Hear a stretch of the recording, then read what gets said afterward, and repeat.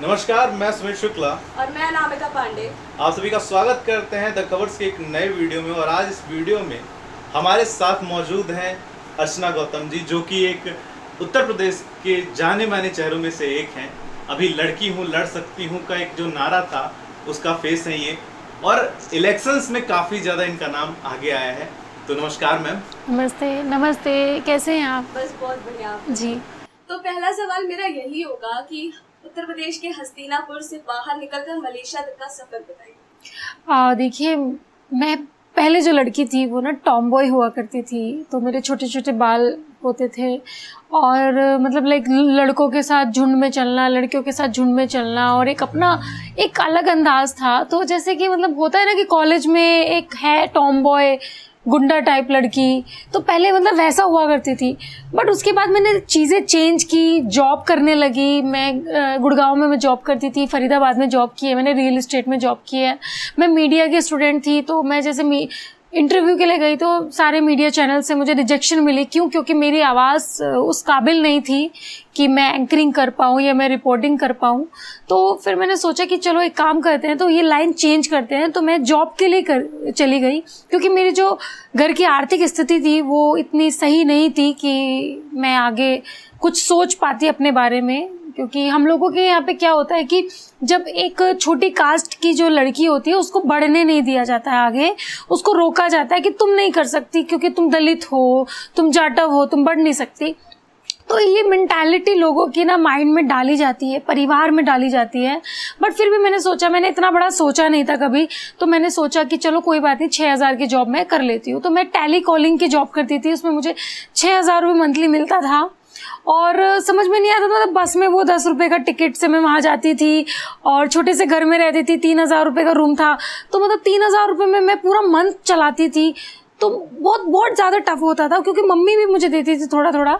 तो फिर मैंने सोचा कुछ और करना पड़ेगा। फिर मैंने 12,000 की, फिर 15,000 की, ऐसे ऐसे धीरे धीरे कर करके मैंने अपना जर्नी स्टार्ट किया। पता नहीं, कहते हैं कि जब किस्मत को कुछ मंजूर होता है तो कुछ और चीज़ हो जाती है। वो जिस कंपनी में मैं जॉब करती थी वो कंपनी बंद हो गई, और उसके बाद मैं वापस मेरठ आ गई और मेरठ में फिर रोने लगी। फिर उसके बाद एक रियलिटी शो आया था, सेल्स का बाजीगर, उसमें मैंने पार्टिसिपेट किया। फिर वहाँ से मैं लखनऊ गई, लखनऊ से मैं मुंबई गई। लखनऊ से मुंबई कैसे गई? वो इस वजह से कि जो रवि किशन जी हैं अभी बसपा में हैं, तो वो वहाँ के जज हुआ करते थे। तो उन्होंने मुझे मोटिवेट किया कि मुझे एक्टिंग में आना चाहिए, आपको ट्राई करना चाहिए। तो वो टॉम बॉय लड़की मुंबई गई और वहाँ पे फिर आप देख रहे हैं धीरे धीरे करके ये सब चीज़ें आपके सामने। अभी आपने कहा कि आप गुंडा टाइप टॉम बॉय लड़की हुआ करती हाँ। थी। अभी आपका एक स्टेटमेंट सामने आया है जी। कि हाँ मुझे गुंडी बनना है। हाँ। उसके पीछे आप क्या करेंगे? देखिए, वो कॉलेज में गुंडा मतलब वो होता है कि अपना एक सर्कल होता है वहाँ पे कि हाँ तुझे कोई कमी तो नहीं है किसी चीज़ की, तुझे कोई कमी, मतलब लड़कों के साथ मैं भी अपना ठीक है जो भी था छोटा मोटा ठीक है। अभी गुंडा इस वजह से मैंने ये स्टेटमेंट दिया कि जब मैं अपने क्षेत्र में गई तो मैं एक सीधी सादी सी भोली भाली सी लड़की थी, तो सबके साथ कि बाबूजी नमस्ते, ये वो, सबका दुखड़ा सुनने वाली। वैसे भी मेरा नेचर वैसा है। बट जब मैंने कुछ लोगों से जैसे बुजुर्ग थे, इलेक्शन के बाद मैंने जब उनसे बात किया तो उन्होंने ये बोला कि देखिए हम कैसे इनको वोट देते, ये तो बेचारी इतनी भोली भाली सी है और इतनी मासूम है। कल को हमारा बच्चा अगर पुलिस में चला गया तो ये क्या करेगी बताओ, ये तो पुलिस वालों को हड़का भी नहीं सकती। तो मतलब एक मेंटालिटी मैंने सोची कि मतलब अच्छा कि यहाँ पे उत्तर प्रदेश में क्या वही नेता बनता है जो पुलिस वालों को हड़काया जाता है? इसका मतलब मुझे भी अब पुलिस वालों से लाउडली बात करनी पड़ेगी, उनको थोड़ा सा मतलब कड़क आवाज में बात करनी पड़ेगी, गुंडा बनना पड़ेगा इस चीज़ के लिए। तो ये एक मेंटालिटी है, बहुत लो क्लास की मेंटालिटी है कि आप मतलब ऐसा बोल रहे हैं कि भाई गुंडों मतलब पुलिस वालों से लड़ोगी या हमारे बच्चे के लिए आप ये करो। ये एक मुझे नहीं लगता कि ठीक है, बट अभी जनता बोल रही है तो ऑब्वियसली ठीक ही होगा, मैं शायद गलत होंगी। तो मैंने फिर सोचा कि चलो क्यों ना मैं भी ट्राई करूं गुंडा बनने की। तो मैंने कहा ठीक है, अब मुझे गुंडा ही बनना है। एक एमएलए की पोस्ट क्या होती है? एक एमएलए की पोस्ट ये होती है कि जनता को सुनना, उनके मैटरों को सुनना, और जो चीज़ की क्षेत्र में कमी है उस चीज़ को विधानसभा में रखना। तो यहाँ के एमएलए वो चीज़ कर ही नहीं रहे। यहाँ के एमएलए ठीक है, किसी का लड़का जेल में चला गया, अरे वो आया है मेरे क्षेत्र का, उसको निकाल दो। अरे तूने उसका पैसा क्यों खाया, अरे मतलब ये क्या है, ये छोटी छोटी चीज आप ये मायने रखते तो मुझे नहीं लगता, बट कोई बात नहीं, नेक्स्ट टाइम के लिए, क्योंकि मेरे पास टाइम बहुत कम था, मैंने 13 दिन के अंदर ही मुझे टिकट मिला गया, और 13 दिन में मैं क्षेत्र में भी नहीं गई, क्योंकि मैं वहाँ पे पैदा हुई थी, मैं मेरठ की लड़की हूँ, मतलब हस्तिनापुर की लड़की हूँ, मेरठ में रहती थी और मुंबई भी चली गई थी, तो मुझे टाइम नहीं मिल पाया। बट अभी ये नेक्स्ट टाइम अगर मैं जाऊँगी तो अपने क्षेत्र के लोगों के साथ मुझे रहना है, उनके मुद्दों को सुनना है, भले ही वो आवाज़ ना उठाए, वो तो विधानसभा में आवाज़ उठाएंगे, मैं कम से कम रोड पे तो आवाज़ उठा सकती हूँ। तो ये चीज़ें मैंने सोची है। चलो नतीजे जो भी रहे हो, लेकिन जब आप मैदान में गई, उतरी, लोगों से मिला, आपने दिक्कतें जाना, एक्सपीरियंस कैसा रहा आपका लोगों से मिलके? बहुत अच्छा रहा। हस्तिनापुर की जनता का प्यार मुझे बहुत मिला, सभी महिलाओं का प्यार मुझे मिला, बच्चों का प्यार मिला, बुजुर्गों का प्यार मिला, तो मुझे बहुत बहुत अच्छा लगा कि सब लोगों ने बहुत प्यार किया, मतलब अपनापन किया। और मुझे लगता है, देखिए, उन्होंने वोट नहीं दी, वो ऐसा नहीं है कि दिल से वोट नहीं देना चाहते थे, कुछ कंडीशन, कुछ माहौल ऐसा बन गया था कि वो लोग भी मजबूर थे, वो नहीं दे सकते थे, क्योंकि जो लड़ाई थी उत्तर प्रदेश में वो सिर्फ बीजेपी और सपा की थी, तो उनको वो एक मेंटालिटी हो गई कि हाँ, कोई बोलता सपा को जिताना है और उधर वाले बीजेपी को जिताना है, तो दो की लड़ाई थी, बीजेपी की लड़ाई थी, कांग्रेस हट गई। हाँ, तो कांग्रेस हटी नहीं है। कांग्रेस, देखिए, कांग्रेस ने पहली बार 403 सीटों पे लड़ाई की है, खुद के दम पर, और अगर मेरे 1500 वोट आए हैं तो ये मेरे लिए बहुत बड़ी अचीवमेंट है कि 1500 लोगों ने मुझे वोट दिया, यानी 1500 लोग ने ये चाहा कि हाँ, कांग्रेस आगे बढ़े। और मेरे साथी हैं जिनको 10,000 वोट मिले, 13,000 वोट मिले, 33,000 मिले, और 2 सीट से तो जीते भी हैं। तो ये एक शुरुआत है।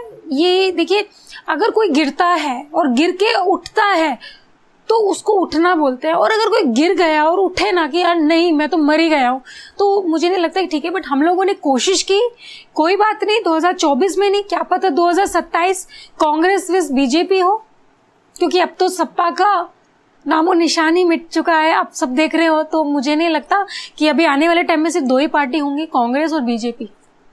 तो इस बार का नतीजा आपके हित में तो नहीं रहा, मगर आप आगे क्या सोच रही हैं कुछ और पॉलिटिक्स में, कि बस अब चले जाना है फिल्म इंडस्ट्री में? नहीं, मैं, देखिए, पहली बात तो मैं किसी फेम के लिए नहीं आई हूँ, बट भगवान के आशीर्वाद से फेम हो गई हूँ मैं। तो मैं जब आई थी तो मैं सोच के आई थी कि मुझे राजनीति में आना है, बट कुछ मूवीज़ मेरी पेंडिंग है, वहाँ पे भी कुछ कमिटमेंट्स मेरी रह गई है कि मैंने एक फिल्म को अधूरी छोड़ के मैं आ गई थी, वो चीज़ें करने मुझे वापस भी जाना है। और उसके बाद अगर मुझे अपॉर्चुनिटी मिली अच्छी तो मैं साथ के साथ करूँगी, क्योंकि इसके पीछे भी एक रीज़न है। उसके पीछे ये रीज़न है कि अगर मैं सब चीज़ें छोड़ के राजनीति में लग गई ना, तो लोग बोलेंगे कि मतलब जो उसका, मतलब जिसने मुझे पहचान दी, मेरी एक्टिंग ने मुझे पहचान दी, और मैं उसको छोड़ दूं तो वो एक नाइंसाफ़ी होगी, फिर कोई लड़की आगे नहीं बढ़ पाएगी। तो मैं चाहती हूँ कि आज जो मैं बड़ी हूँ ना, मुझे देख के बहुत सारी लड़कियाँ बढ़ें, और जैसे कि मेरे ही बिरादरी की जो लड़कियाँ हैं, जाटव बिरादरी की जो लड़कियाँ हैं, वो आगे बढ़े, क्योंकि उनको पढ़ाई का कोई साधन नहीं मिल पाता, परिवार का सपोर्ट नहीं मिल पाता, तो मैं उन महिलाओं को आगे बढ़ाना चाहती हूँ। तो ये जो आपने फिल्म इंडस्ट्री से आपने पॉलिटिक्स का रास्ता चुना, फिल्म इंडस्ट्री में अभी भी आप काम कर रही हैं, अच्छे तरीके से काम कर रही हैं, तेलुगु, तमिल, बॉलीवुड फिल्मों में काम कर रही हैं, इसका एक्सपीरियंस कैसा रहा आपका? नहीं, इसका एक्सपीरियंस बहुत अच्छा रहा, और बहुत मेहनत लगी है मुझे वहाँ तक पहुँचने में, क्योंकि देखिए, जैसे राजनीति है, सिमिलर इंडस्ट्री है, तो राजनीति में क्या होता है कि एक स्ट्रगल देखा जाता है कि ये 10 साल का एक्सपीरियंस है राजनीति में, इसने क्या किया है, कोई प्रधान बनता है, कोई ये सरपंच बनता है, फिर जाके वो बनते हैं, तो वैसे ही वहाँ पे है। तो बट वहाँ का थोड़ा अलग है। वहाँ पे अगर किसी लड़की के पास BMW होगी, या किसी के लड़की के पास क्लास होगा, मोबाइल फ़ोन होगा, आईफोन होगा, ये होगा, उस लड़की को पूछा जाता है। हाँ, किसी लड़की को इंग्लिश आती होगी फर्राटेदार, उस लड़की को पूछा जाता है। कोई गाँव की लड़की, जैसे मैं तो गाँव से थी, तो जैसे गांव की हूँ, और ये मेरठ है, तो एक नॉर्मली उसमें आता है मेरठ, तो मैं जैसे वहाँ गई, मेरी इतनी इंग्लिश इतनी अच्छी थी नहीं उस टाइम पे, इंग्लिश, और उस चीज़ पे भी ये लोग टोंट कर देते हैं कि यार इंग्लिश नहीं आती बताओ, BMW नहीं है तुम्हारे पास। तो वो चीज़ों को हटा के आगे बढ़ना वो बहुत एक अलग अचीवमेंट है। सब लोग बोल तो देते हैं अरे क्या किया है, 1-2 मूवी की है, अरे क्या किया है, 4-5 गाने तो किए हैं, अरे क्या किया है, अरे मिस कॉस्मो वर्ल्ड ही तो रही है, मिस बिकनी तो रही है। अरे रही तो हूँ ना, वहाँ तक जाने में कितना प्रॉब्लम होता है पता है आपको। तो वो चीज़ें नहीं सोचते। तो जिस तरह से यहाँ पे स्ट्रगल है, वहाँ पे भी स्ट्रगल है। वहाँ पे भी वो चीज़ होती है कि अगर आप प्रोड्यूसर की बेटी हो, बेटा हो, तो आपको काम मिलेगा, अदरवाइज़ नहीं मिलेगा।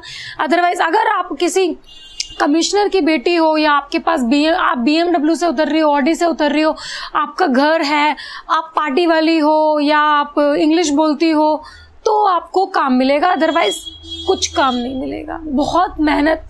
बहुत मेहनत है वहाँ पे, इससे ज़्यादा मेहनत है। क्योंकि शायद मुझे इजीली टिकट मिल गया तो मैं नहीं बोल रही, बट मुझे अब लग रहा है कि राजनीति में भी मेहनत है। अभी आपने बताया कि मिस बिकनी आप बनी थी, मिस बिकनी को लेके राजनीति में काफी ज्यादा उथल पुथल मची थी आपके इस टाइटल को लेके जी।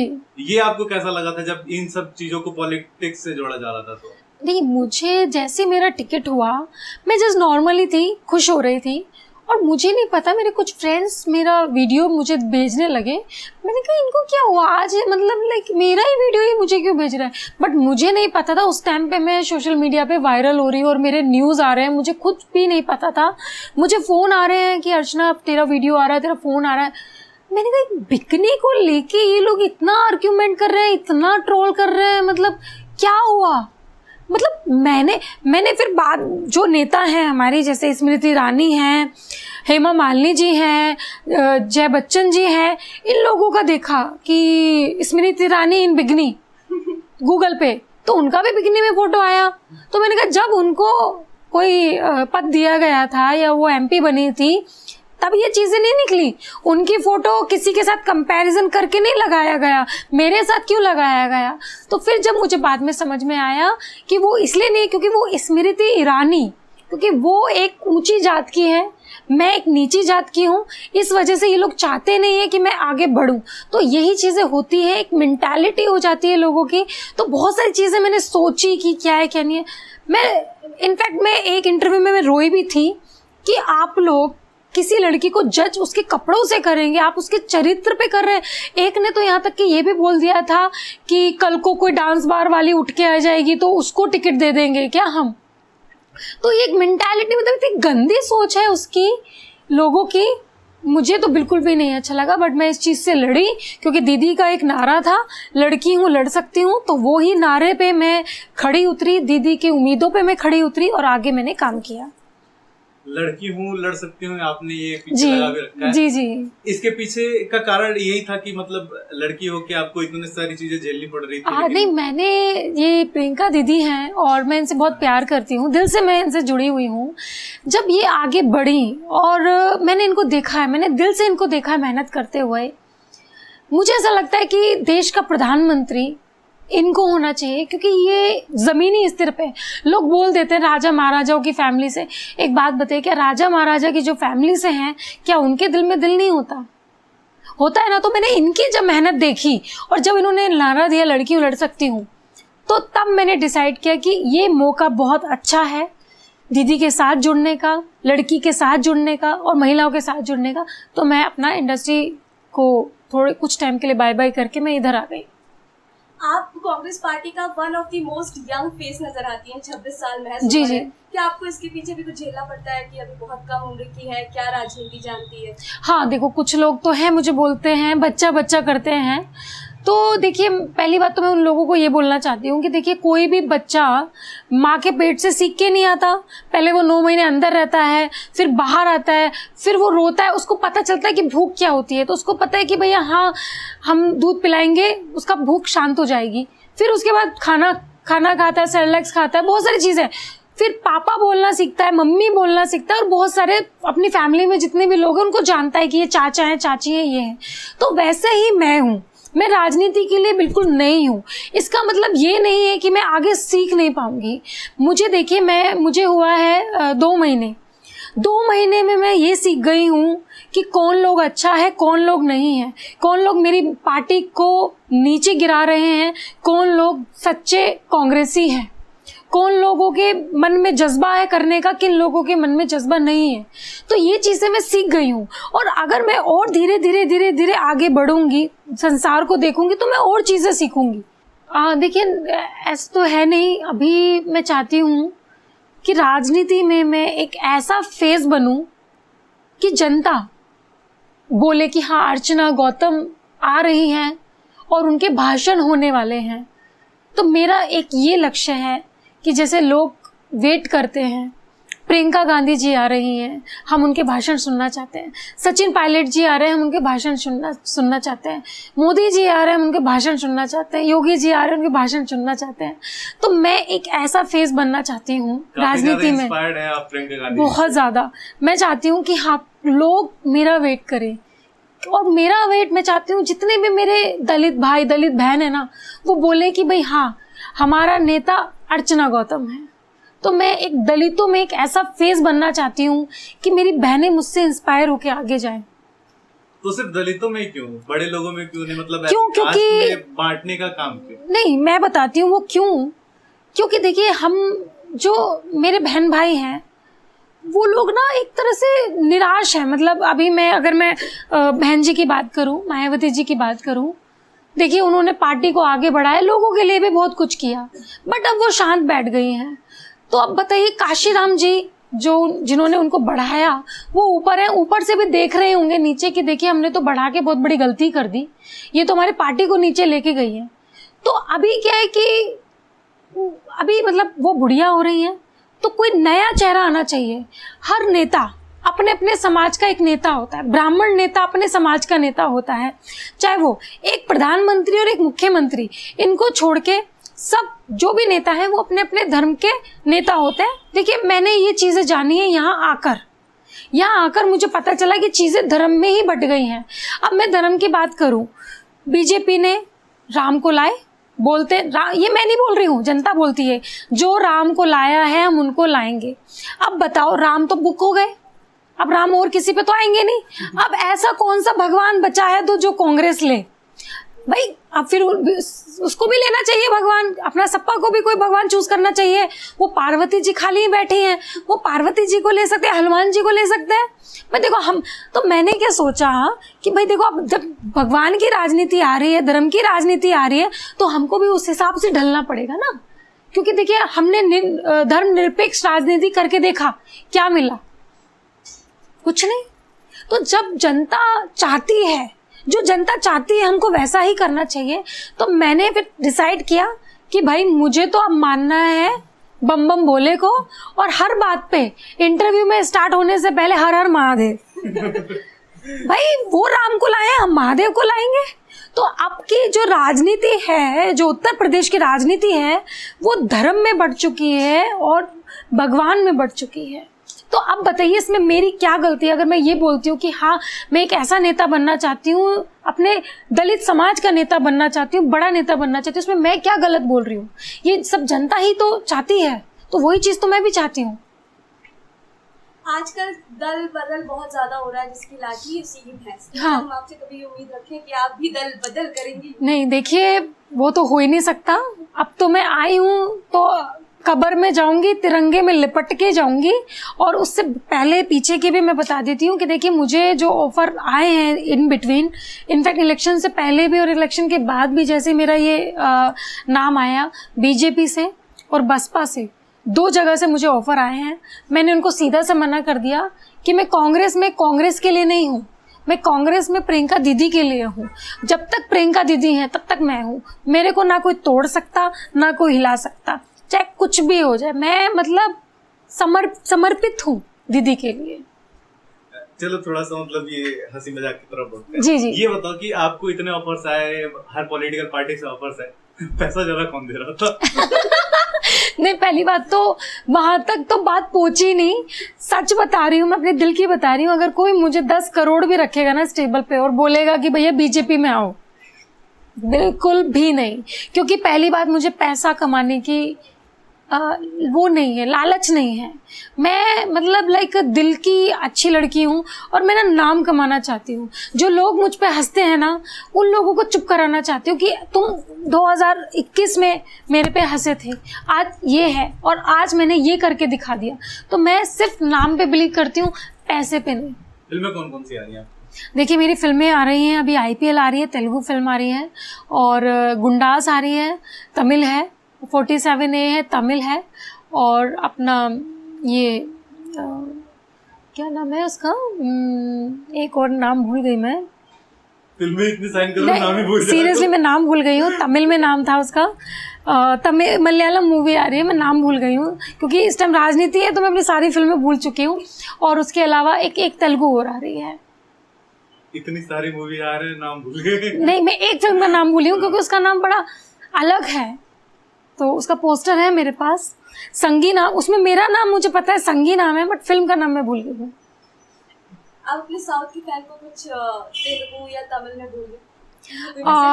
तमिल तेलुगु में मैं बोलती हूँ, मैं तमिल में बोलती हूँ।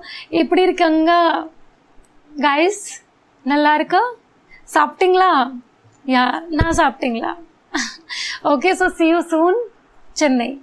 इसका मतलब क्या हुई हमें बताओ। मैंने बोला आप सब लोग कैसे हैं, ठीक है, मैं भी ठीक हूँ, और आप सब ने खाना खाया, खा लिया, मैंने भी खा लिया, तो बस यही बोला मैंने। तमिल में इतनी फिल्म आपने साइन करी है, इतनी हाँ, फिल्म बना रहे हैं, तमिल से ही प्यार हो गया लगता है आपको? नहीं, बिल्कुल बिल्कुल, मुझे देखो, मुझे तो सब जगह से प्यार है, मुझे लैंग्वेज से वहाँ का प्यार है। क्योंकि देखिए जब बॉलीवुड ने मुझे नहीं देखा, मेरा टैलेंट नहीं देखा, तो मेरा टैलेंट देखा साउथ ने। तो जितने भी लोग बोलते हैं कि लड़कियाँ पहले आके साउथ में जाती हैं, वो इसी वजह से जाती हैं क्योंकि बॉलीवुड में टैलेंट की कदर नहीं है। बॉलीवुड में और साउथ में टैलेंट की कदर है, तो इसलिए लड़कियां पहले साउथ में जाती हैं, फिर बॉलीवुड में आती हैं। तो कुछ लोग कहते हैं कि जैसे बॉलीवुड में कुछ लोगों ने अपना दबदबा बना रखा है। हाँ, फिल्में आएंगी तो उन्हीं की आएंगी, फिल्में डायरेक्ट करेंगे तो यही लोग करेंगे जी, तो कुछ ज्यादा लोगों को चांस नहीं मिलता। हाँ, तो आप भी मतलब इस चीज का शिकार हो चुकी हैं? नहीं, हो चुकी हूँ, मैं होती हूँ, और मैं इस चीज से बिल्कुल चिढ़ती हूँ। भाई तुम्हारे बंदों में टैलेंट नहीं है, तुम्हारे बंदे एक्टिंग नहीं कर पाते। कितने किसी फिल्म स्टार, बड़े फिल्म स्टार ने, मैं उसका नाम अभी नहीं खोलूंगी, वक्त आने पे खोलूंगी, शायद वो मर ना जाए तब तक, क्योंकि उम्र बहुत हो चुकी है उसकी। तो उसने बोला अपनी बेटी को लेके कि तुम मेरी बेटी की जूती के बराबर भी नहीं हो। आपको बोला? मुझे बोला था ये बात। और इतना बड़ा विलन रहा है वो, इतना बड़ा हीरो रहा है, विलन हीरो जो भी है। उसकी लड़की भी अभी आई है, हिट हुई, अभी काम ही नहीं कर रही है, तो ये घमंड मारता है। तो उसने बोला था, तो मैंने उनको अपना ये भेजा, मैंने कहा हारी हूँ मैं, बट कोई बात नहीं, इतना वजूद हो गया है मेरा कि मेरा आज खुद का नाम है। जो आपने बोला था कि तुम मेरी बेटी के जूती के बराबर भी नहीं हो, वो वक्त बताएगा कि क्या है। तो ये बहुत फील हुआ। तो ये लोग जो स्टार लोग होते हैं ना, जो मतलब जिनको पका पकाया मिल जाता है, ये लोग ना अपने आगे कुछ नहीं सोचते।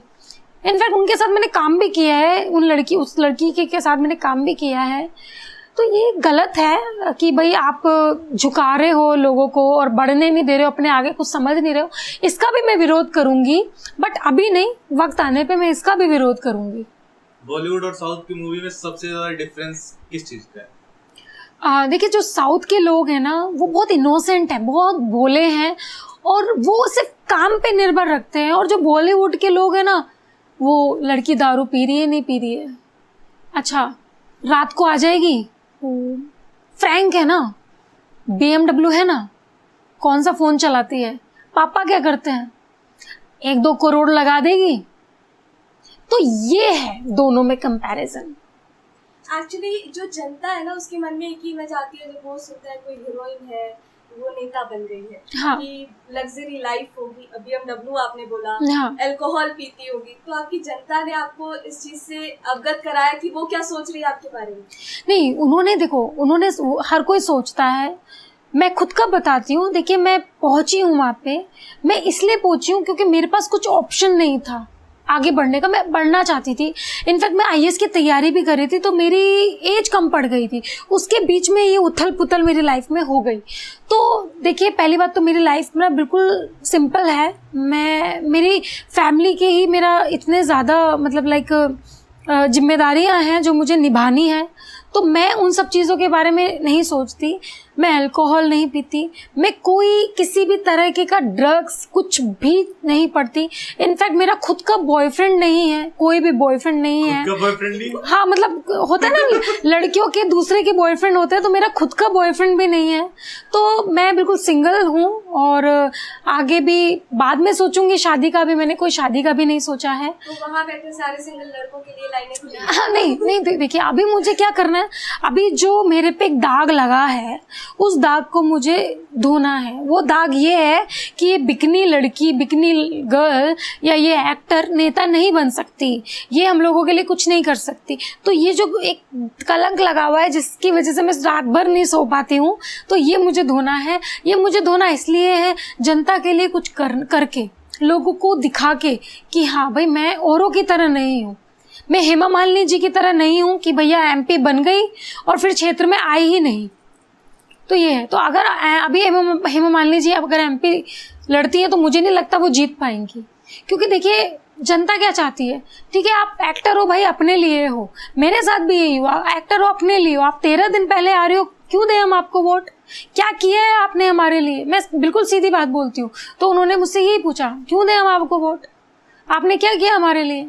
तो ये बात फैक्ट है। इस चीज़ से मैं बिल्कुल वो हूँ, संतुष्ट हूँ कि इस जनता ने बोला। तो जो जनता की जो निराशा है, वो निराशा मुझे उसमें बदलनी है, खुशी में बदलनी है। नहीं, आपका जैसे कहना है कि 13 दिन आपने मेहनत करी, 1500 वोट आए, फिर भी 13 दिन के हिसाब से तो बहुत ज्यादा वोट थे जी। और जैसा कि आपने बोला कि 13 दिन आप आए प्रचार करने अपने, और लोगों ने कहा कि क्या कराया आपने। हाँ, तो मतलब ये सवाल आपको भी कहीं ना कहीं जायज लगा कि भाई हाँ बिल्कुल, मैंने क्या किया? और मैं इलेक्शन, भाई मैं पैदा ही तो हुई हूँ हस्तिनापुर में, पैदा तो कोई भी हो सकता है। पहले मैंने यही सोचा था कि भाई मैं हस्तिनापुर में पैदा हुई हूँ तो शायद गांव वाले खुशी से फूले नहीं समारे कि भाई हमारे गांव की लड़की आज हमारे लिए एमएलए लड़ रही है। बट ये जो सिचुएशन है ना, प्रैक्टिकल है, और मैं भी चाहती हूँ प्रैक्टिकल ही होना चाहिए। मैंने क्या किया जनता के लिए?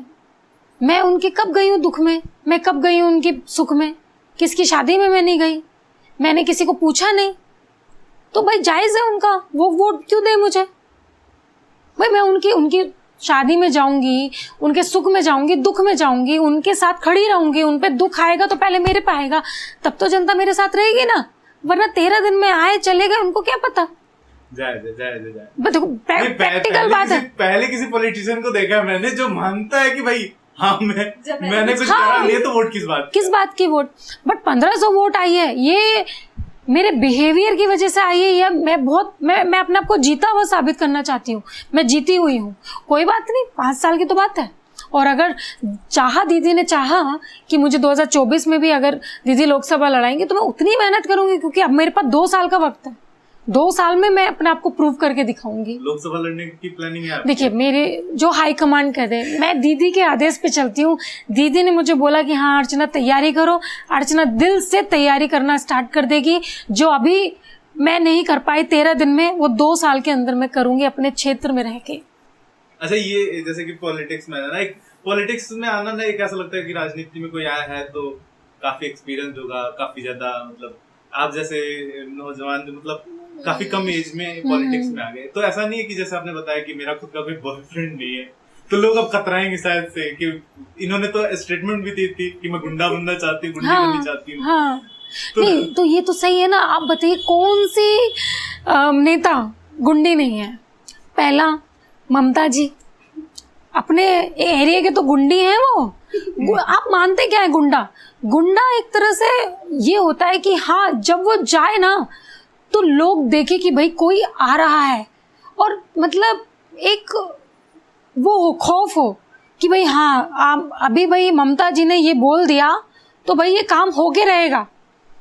तो मुझे वैसे ही तो बनना है। हमारी बहन जी को देख लीजिए, शिवपाल जी ने तो बोला था ना गुंडी गुंडी गुंडी गुंडी है वो। स्टेटमेंट नहीं देखा उनका, तो उन्होंने तो खुद बोला था हाँ मैं हूँ गुंडी। तो उसमें क्या बुराई है भाई? जब नेता बनने के लिए गुंडा बनना पड़ता है तो भाई बनूंगी मैं गुंडा, क्यों नहीं बनूंगी? अच्छा, तो आपको लगता है कि जब आप इस मोड में रहते हो कि मैं गुंडी बनना चाहती हूँ, हाँ जब फिल्म में जाके हीरोइन बनते हो हाँ हाँ तो ऐसा लगता है मतलब लोग नहीं, कनेक्ट कर वो- पाते हैं वहाँ नहीं, पे कि मेरी भाई बात- ये हीरोइन नहीं है? नहीं मेरी बात सुनिए, वहाँ मेरा एक मूवी का एक कैरेक्टर है, उसमें मैं माँ भी बन सकती हूँ, गुंडी भी बन सकती हूँ, डॉक्टर भी बन सकती हूँ। वो एक कैरेक्टर है, वो एक लिमिटेशन में एक कैरेक्टर है कि ठीक है हमारा 15 दिन का शूट है, 20 दिन का शूट है, इस शूट में हमको डॉक्टर बन के रहना है। बट उसके बाद जब मैं अपनी रियल लाइफ में आती हूँ, अपने लोगों की लाइफ आती है, तो वो जनता क्या चाहती है? जनता एक ऐसा नेता चाहती है कि हम पे कोई मुसीबत आए तो पहले हमारा विधायक आगे खड़ा रहे लड़ने के लिए। तो वो चाहती है, वो नेता स्ट्रांग चाहती है नेता। तो मुझे वही बनना है। मुझे ऐसा है कि मेरे अगर लोगों पे आँच भी आए ना तो पहले मेरे पे आए, मैं खड़ी हूँ वहाँ पे लड़ने के लिए। तो वो चीज़ बननी है मुझे। अखिलेश जी ने अभी थोड़ी देर पहले स्टेटमेंट पास किया है कि लखीमपुर फाइल्स भी बन सकती है, उस पर आप क्या कहेंगे? देखिए बिल्कुल बहुत अच्छा बोला उन्होंने। एक बात बताइए, सत्ता है तो राज करेंगे आप। अभी तो मैंने फिल्म नहीं देखी है, जो फिल्म आई है अपना कश्मीर पे, हाँ वो फिल्म नहीं देखी। मैं आज जा रही हूँ फिल्म देखने क्योंकि मैं लखनऊ थी। बट कुछ लोगों ने बोला है कि 90s का वो पूरा दिखाया गया है। तो 90s में तो सरकार भी उसकी थी अपना बीजेपी की। तो आप कैसे बोल सकते हैं? बट देखिए अभी मैं कुछ बोल नहीं सकती क्योंकि मैंने मूवी नहीं देखी है। पहले मैं मूवी देखूंगी कि मूवी में क्या है, फिर इस पे मैं टिप्पणी करूंगी। यही बात है। और उन्नाव रेप कांड पे भी हो सकती है भाई, मूवी बन सकती है, क्यों नहीं बन सकती? बननी तो चाहिए, बिल्कुल बननी चाहिए। तो सत्ता है कि तुम भी बनाओगे क्या, हम नहीं बनाएंगे क्या? हाँ चलो जोक से पार्टी, एक बात बताओ कि आप बता रहे थे आपकी सिंगल हो, बिल्कुल इतने मूवी में काम कर रहे हो आप, इतने अच्छे सॉन्ग्स आ रहे हैं आपके, मिस बिकनी बने हुए हो, तमिल फिल्मों में काम कर रहे हो, साउथ में जा रहे हो, किसी ने कभी अप्रोच नहीं करा आपको? देखिए अप्रोच की बात नहीं है। ऐसा नहीं है कि मेरा कोई प्यार नहीं था, मेरा प्यार था। और बट यहाँ पे मैंने जैसे बताया यूपी में बहुत जातिवाद होता है। तो मैं जैसे कि दलित से थी और वो चौधरी था, तो उस चीज़ को मैच नहीं हुआ और बहुत सारा एक्सक्यूज़ दे दिया गया था कि शादी नहीं हो सकती, ये नहीं हो सकती। तो फिर उसके लिए मैं ना वो IAS बनना चाहती थी और उसमें भी मेरा सिलेक्शन नहीं हुआ। फिर मैंने सोचा कि चलो कोई बात नहीं, मैंने कहा IAS बन जाऊंगी तो फिर तो कोई जाती नहीं होती ना, तब तो शायद उसकी फैमिली मेरे से शादी करा सकती है। तो नहीं हुआ। फिर उसके बाद में मैं मूवी में गई। मैंने सोचा शायद बहुत बड़ी एक्ट्रेस बन जाऊंगी तो तब शादी होगा। बनी मैं, तब तक पता चला उसने शादी कर ली, उसको बच्चा भी हो गया। तो फिर एक तरह से कहीं ना कहीं दिल टूट सा गया मेरा। तो फिर मैंने कभी सोचा नहीं दोबारा कि मैं कभी किसी से प्यार करूं या नहीं। मैंने कहा नहीं, जब कोई आएगा मुझसे प्यार करने वाला तब देखेंगे, अभी कोई आया नहीं। बहरहाल वो बहुत पछताते होंगे, पर तब पछताएगा हो जब चिड़िया चुग गई खेत। हो सकता है, बट देखो मेरा तो कोई कांटेक्ट नहीं है, कुछ नहीं है। वो एक टाइम था। बाय बाय टाइम को, आगे बढ़ो बस अपना, और क्या करना है। चलो इसी के साथ हम भी चाहते हैं कि अब इस इंटरव्यू सेशन को बाय बाय कहा जाए जी। और खैर हम आपसे मिलते रहेंगे, आपसे बातें चलती रहेंगी और काफी सारे मुद्दों पे बात करेंगे जी। फिलहाल हम आपकी जिंदगी से थोड़ी कुछ जानकारी चाहते थे, आपसे थोड़ी बातचीत करना चाहते थे जी। यही था इस इंटरव्यू का मुद्दा जी। मुझे उम्मीद है कि आपको हमारी बातचीत पसंद आई होगी, बहुत अच्छा लगा होगा। अगर आप लोगों को भी ये कन्वर्सेशन अच्छा लगा हो तो इस वीडियो को लाइक शेयर और सब्सक्राइब करो। ये बात अगर आप बोले तो ज्यादा बेहतर लगेगा। जी, मैं चाहती हूँ कि आप जो ये वीडियो देख रहे हैं आपको अच्छी लगी, दिल से मेरी बातें आपको अच्छी लगी तो प्लीज़ इस चैनल को सब्सक्राइब करें, लाइक करें और शेयर करें। धन्यवाद। चलो पैकअप। ठीक था।